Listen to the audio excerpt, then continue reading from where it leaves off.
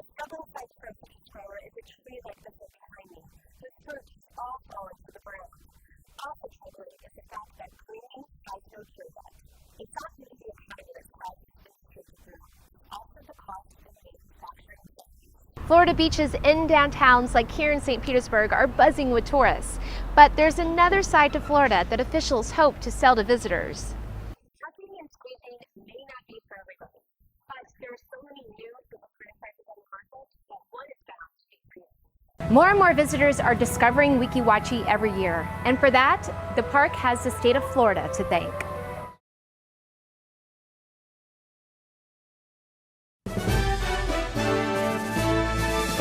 Midwest farms are under a blanket of snow this morning, but in Florida, strawberry season is in full bloom. Jackie Keenan reports on why farmers there are seeing red, and we don't mean from the color of the fruit. The work here at Fancy Farms is anything but fancy, but the fruits of this labor is a beautiful red treat. Florida is the nation's second largest producer of strawberries, behind California. Acreage is up to 12,000, with revenue nearing $400 million. And the demand for this tasty fruit across the U.S. is increasing every year. Well, the industry here in Florida has been going on for almost 100 years. It's been a little niche market. We have beautiful weather in the wintertime, so we have an opportunity to grow beautiful strawberries. The strawberry industry is growing in Florida, but there are big challenges for this tiny fruit. This is a trying year here. If we have a lot of berries come on here in the next 6 to 8 weeks and there's not enough people to pick these berries, you might see farmers not planting as many acres of berries because of the labor situation. Fancy Farms owner Carl Grooms says he and most other farmers depend on immigrant labor. But even when going through government programs to find legal ways of hiring, it's still not enough. To find labor at our farms, under the current constraints that the government has out there, is very difficult to find hands to pick the berries, plant the berries, do everything. It's all hand work for us.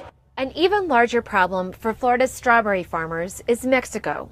Strawberries here serve a sweet spot during the winter months, filling in when California can't.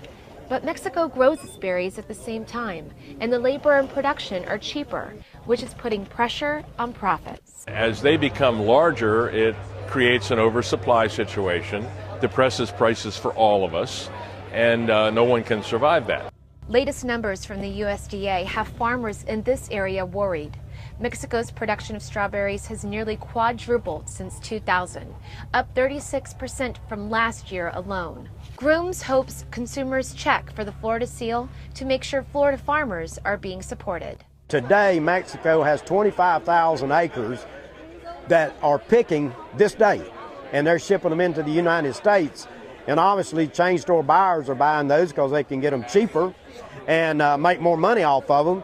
And I think a lot of consumers think that they're buying berries out of California or Florida, and they're really not. And I don't mind consumer buying California, but let's stay away from the foreign stuff. For First Business News, I'm Jackie Keenan. Jackie tells us Mexico has 1.5 times as many acres of strawberry fields as Florida, but California reigns supreme with 38,000 acres.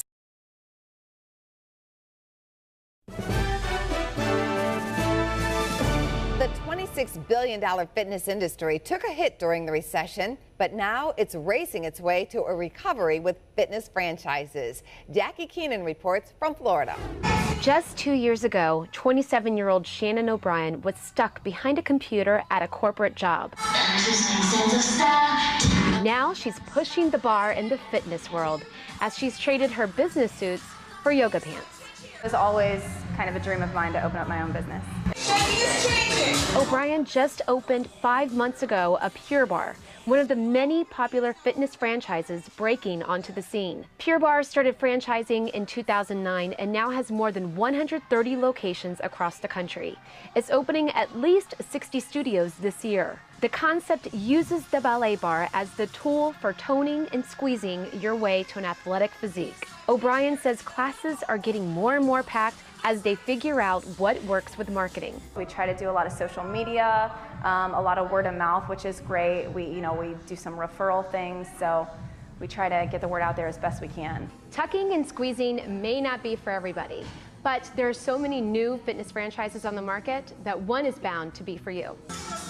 Fitness franchises like Pure Barre are racing to open and are bringing the fitness industry back into financial shape.